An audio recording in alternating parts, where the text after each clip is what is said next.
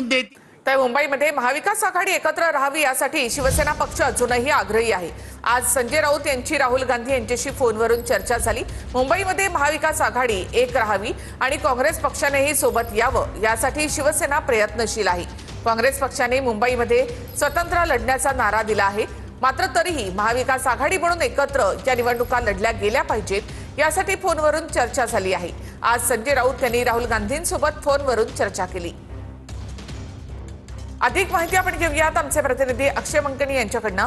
अक्षय, संजय राऊत प्रयत्नशील आहेत की काँग्रेसला सुद्धा म्हणजे महाविकास आघाडी म्हणून मुंबईमधल्या निवडणुका लढाव्यात, मात्र काँग्रेसची तशी इच्छा दिसत नाही। राऊत आज राहुल गांधींशी देखील बोलले, काय नेमकी चर्चा?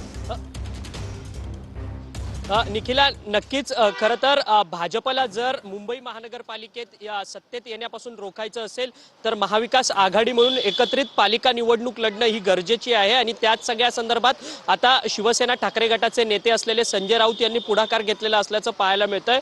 आणि संजय राऊत यांनी काँग्रेसचे नेते असलेले राहुल गांधी यांच्याशी फोनवरतून या सगळ्या संदर्भात चर्चा केलेली असल्याचं आपल्याला पाहायला मिळतंय। एकीकडे ठाकरे आणि मनसे अर्थात दोन्ही ठाकरे एकत्रित येत असताना या सगळ्या महापालिकेच्या निवडणुकीमध्ये जर महाविकास आघाडी एकत्रित येऊन निवडणूक लढवली तरच हा मुंबई महानगरपालिकेचा गड जो आहे तो या सगळ्यांना राखता येणारे विरोधी पक्षांना, अन्यथा जर काँग्रेस महाविकास आघाडीमधनं बाहेर पडत स्वतंत्र निवडणुका लढली तर त्याचा फटका जो आहे तो महाविकास आघाडीच्याच घटक पक्षांना होणार आहे। त्यामुळे कुठेतरी विरोधकांची एकजूट जी आहे ती सगळी मुंबई महानगरपालिकेत एकत्रित यावी या सगळ्या संदर्भात या दोन्ही नेत्यांमध्ये फोनवरतून चर्चा झालेली असल्याचं पाहायला मिळतंय। या सगळ्याचा पुढाकार जो आहे तो खासदार संजय राऊत यांनी घेतलेला असल्याचं पाहायला मिळतंय।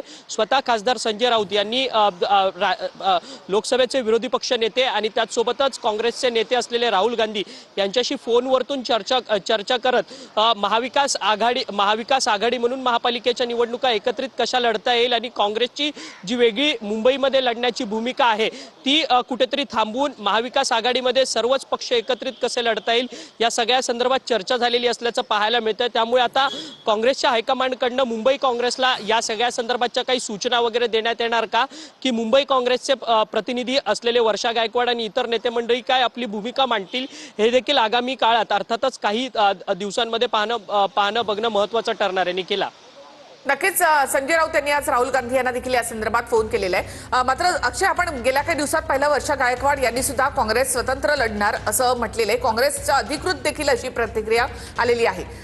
काँग्रेसकडनं मुंबईमध्ये स्वबळाचा नारा असताना सुद्धा आता ठाकरेंकडनं प्रयत्न सुरू आहेत की काँग्रेसने एकत्र लढावं?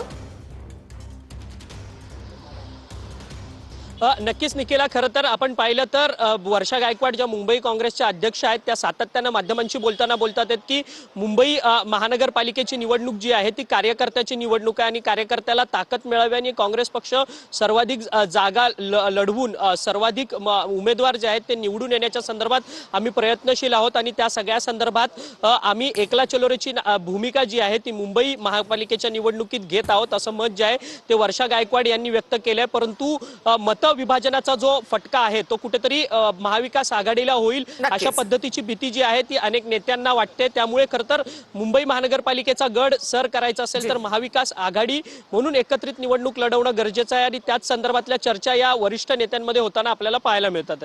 धन्यवाद अक्षय, एकूणच माहिती